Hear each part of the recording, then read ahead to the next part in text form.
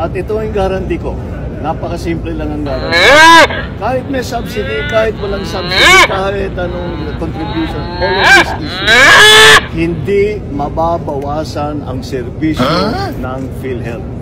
Hindi mababawasan ang bayad ng PhilHealth sa insurance. In fact, baliktad, palalamihin pa namin ang serbisyong ibibigay ng PhilHealth, palalakihin pa namin ang pagbayad sa insurance claims. So, What? I would like to just assure everybody, huwag niyong inaalala na mababawasan ang serbisyo kahit na kanino, para sa senior, para sa mga hirap, para sa middle class.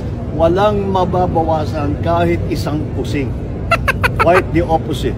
Dadagdagan natin yan in 2025, mas dadami pa ang magiging serbisyo na ibinibigay ng PhilHealth, mas lalaki pa ang magiging payment na ibibigay sa insurance claim.